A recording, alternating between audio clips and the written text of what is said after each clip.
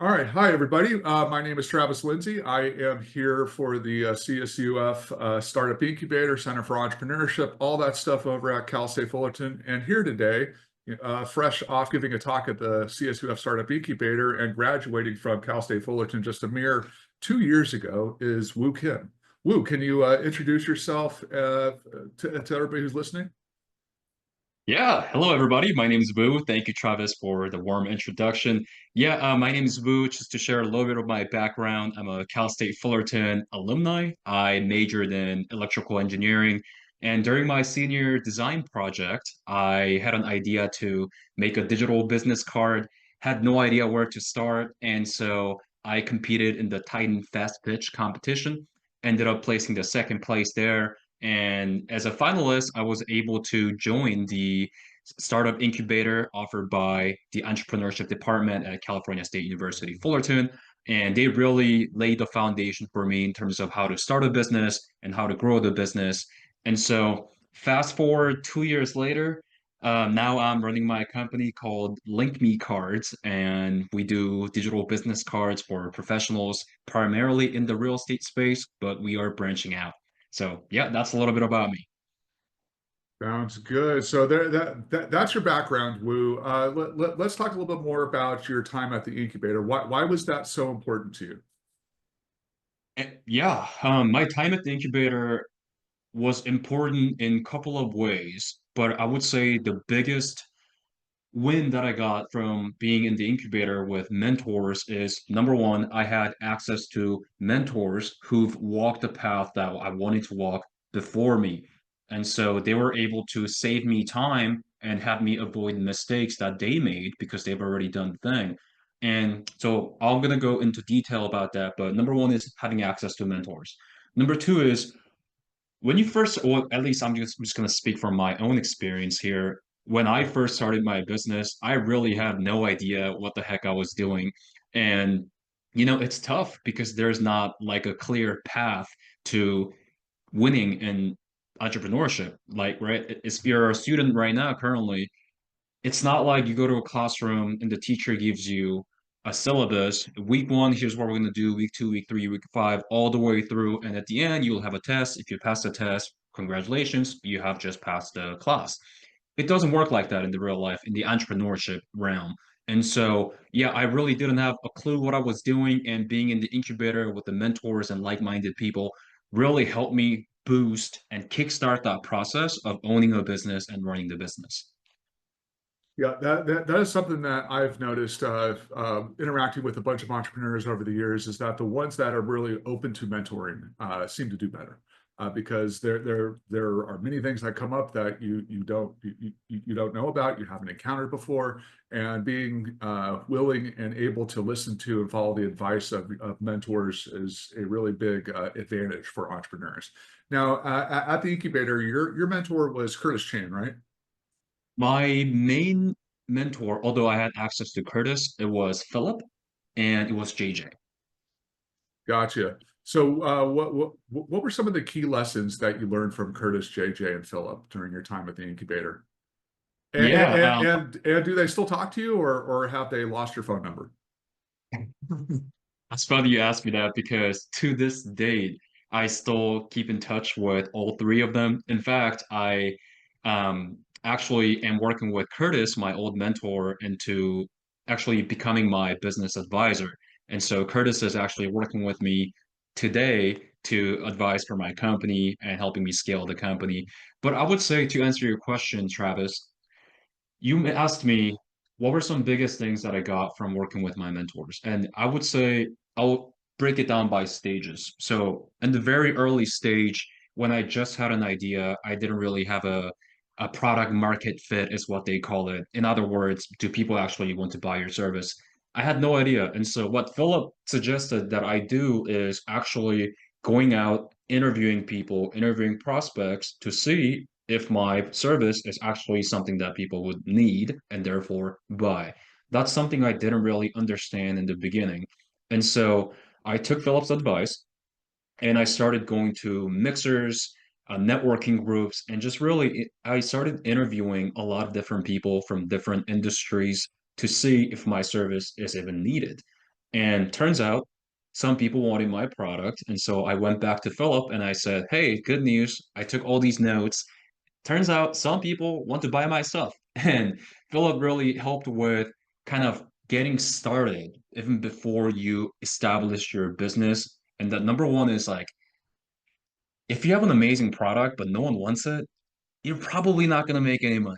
And that's something that I didn't understand. And I think I cannot thank Philip enough for guiding me through finding product market fit. So I would say that's the stage number one.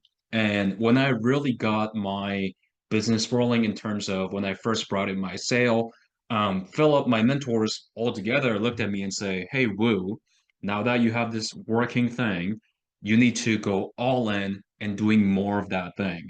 And so that's exactly what I did. I did nothing else but the thing that worked the most. And I constantly gave them, hey, this is what's going on. How do you think I should proceed? Hey, this is what's going on. Do you see any other way? Or, hey, these are the two opportunities I have. Which opportunity would make more sense for my business? And I think having a mentor or mentors is so important, especially as a founder of a new company. Chances are it's probably like your baby, right? It's your idea. You went from having an idea to making a product or service out of it, and now you're selling these product or service to people. And so what I noticed was I was really emotionally attached to my product, to my company. And so what my mentors were able to do is they were able to give me perspective away from all those emotional attachments and tell me, hey, Woo, this is what you need to do, X, Y, Z. And I honestly, some things I didn't agree with them at the time, but looking back, they were 100% right. And so I would say the biggest thing that I got from working with mentors from the Startup Incubator is the fact that they were able to give me guidance and feedback without all of my emotional attachment to my business. Very good. So besides product market fit, giving you that unbiased advice and direction for the business, were there any other pivotal moments in your relationship with these mentors in the incubator? Pivotal moments. Could you define that, please? Something that really turned the tide for your business. So, like when you were talking with Philip about, just discovering what the product market fit was for your product, the digital cards, something like that. Were there any others? Did they, introduce you to a lawyer or accountant that you really needed that really helped set up your business for success, or anything else like that? Oh, yes. Thanks for reminding my memory. Yes, absolutely. So, as a tech-based company, we are in the space where protecting your assets are really important, right? And so, what JJ connected me to, or who JJ connected me to, was this gentleman within the startup incubator, and he was an IP attorney, intellectual property attorney. And so, I was able to work with him and get some of our intellectual properties protected through the use of patent applications, the provisional patent laws, and all that good stuff. That's something that I had no knowledge of. I had no idea those things even existed. But luckily, my mentors were able to tell me, hey, you're in the tech space. You probably want to get some of your assets protected. And so that's another huge win that I got from working with my mentors. And I will say another thing, and that is JJ himself is a successful entrepreneur. And what JJ really did for me was he opened my eyes to scale. And what I mean by that is I, as a founder that's just getting started, just barely making sales, all you can think about is tomorrow, right? How am I going to make sales tomorrow? Where are the leads coming from tomorrow? And what JJ, in conjunction with Curtis, what they did for me is they really opened my eyes in thinking long term. And I still remember this quote that Curtis told me, and he says, never sacrifice your long term stability for your short-term gain.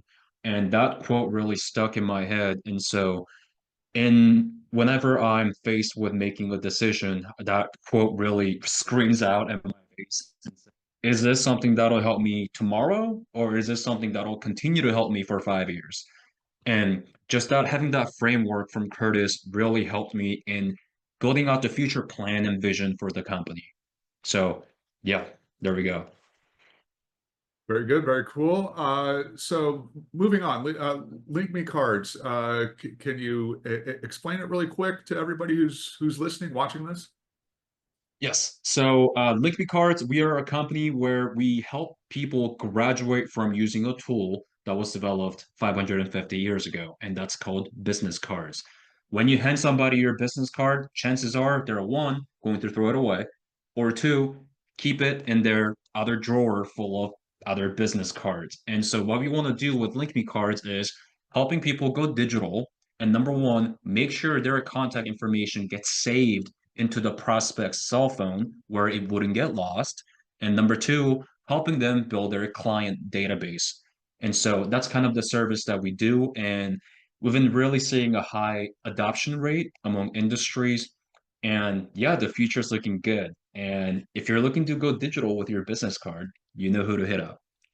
Yeah, I love that. I mean, so I grew up during the time when people were giving out business cards all the time, and that friction between getting the business card and then putting it into a CRM, like Constant Contact or whatever, a lot of people don't do that. So if you could just tap somebody's phone or have them scan a QR code, that's great. It eliminates the friction. So now back to LinkMe. What was there like a pivotal moment when you realized, hey, this thing is real and it's going to be successful, and this is something that I could really dedicate at least the early part of your professional life to, and make something out of it? Yeah, I love that question, and I'm going to be answering that in two parts. Um, So when I first started with my prototypes, everything sucked. People gave me feedback and they said, I hate this, I hate that. So it really messed with my head. So in the beginning, I want to say, like, I honestly didn't believe in my company because all the feedback that I was getting were like, this sucks, that sucks, you need to fix this. Oh, can I cancel because this sucks? And so I was like, what's going on? And so the pivotal moment in my business when it really started to click is I tried to sell my company, sell my product to grow my company rather, but I didn't realize if you have a good product, if you just have a good product, you don't need to sell. People come to you. And so I didn't understand that 80% of my attention needs to go to making my product better rather than 80% going to selling my product when it's not good.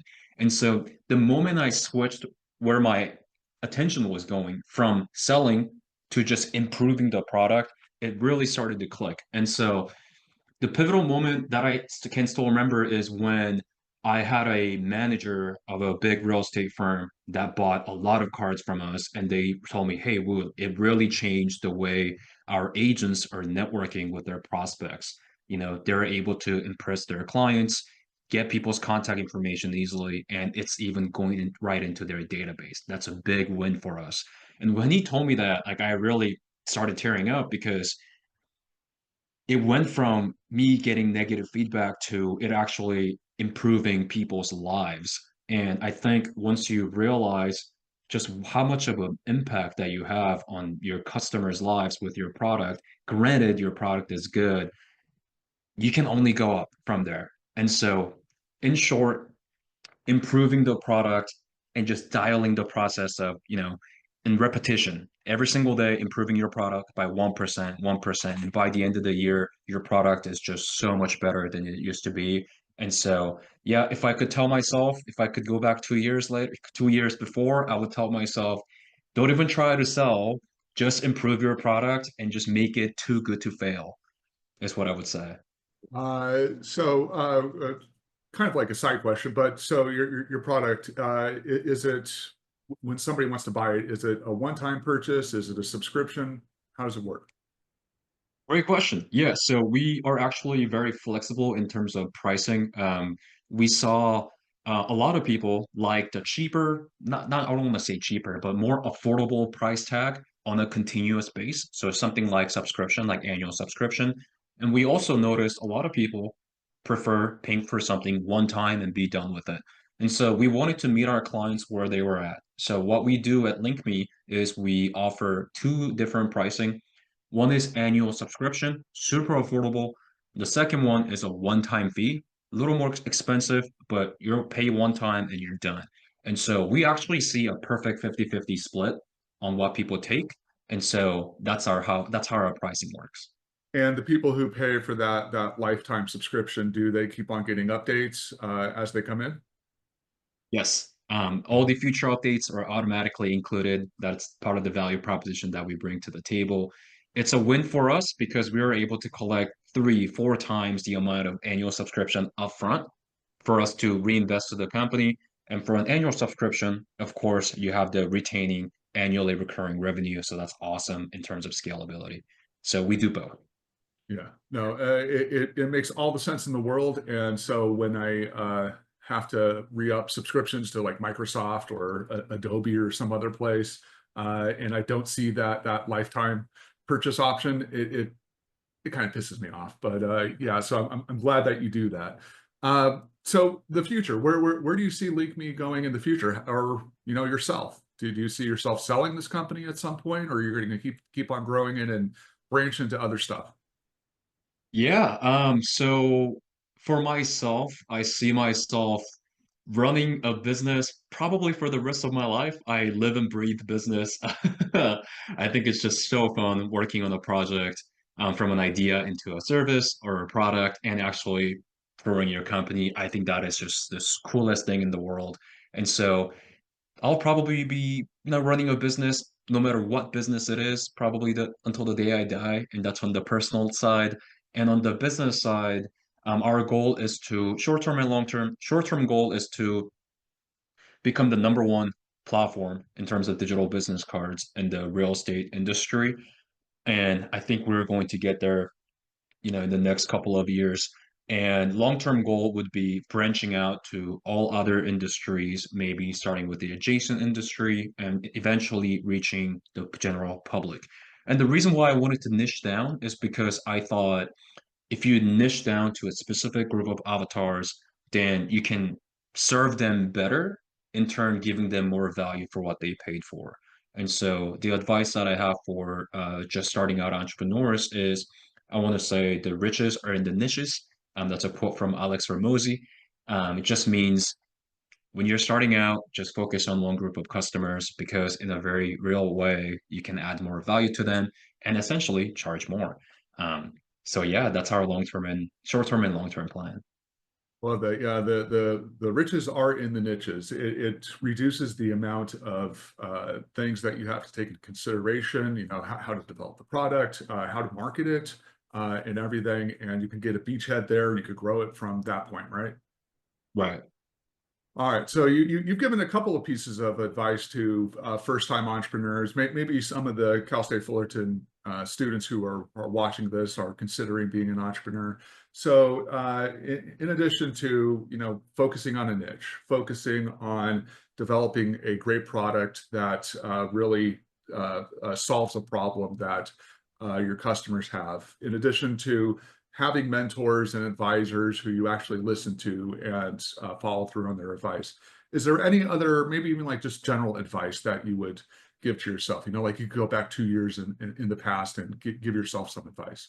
So I have an advice for people, whether you're a student, you're in the startup incubator, that are just in general wanting to start a business. I have an advice for just you, and that is you don't have to start something completely new that's fully innovative. I think the biggest hack in starting a successful business is seeing what everybody is already buying and just make that better. And so, what I mean by that is you could probably make a chair that massages you and that drives you around that also has a rocket ship you know what I mean? Like something fully innovative. Or you could start a plumbing business and get business tomorrow. And so unless you're backed up, and we're getting into the details here, but to summarize, unless you're going to have some huge VC capital backed up company, yeah, have a super innovative idea, spend the money from the investors, have see how that works. But in my opinion, if you just want to make money, start a boring business that people already buy from and just make that a little better, make that a little faster, make that a little better, and people will buy from you because they're already buying for that service. And so that's the biggest piece of advice that I could give to brand new entrepreneurs. Um, yeah, I wish I knew that too. No, it is great advice. I know a lot of people who do obtain a certain level of wealth, just do so by doing exactly what you just said. Hey, people are already buying it. It's a big enough market.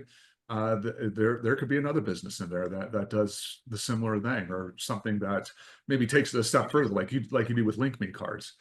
So that totally great. Is there anything else you would like to share, Wu, before we finish this up?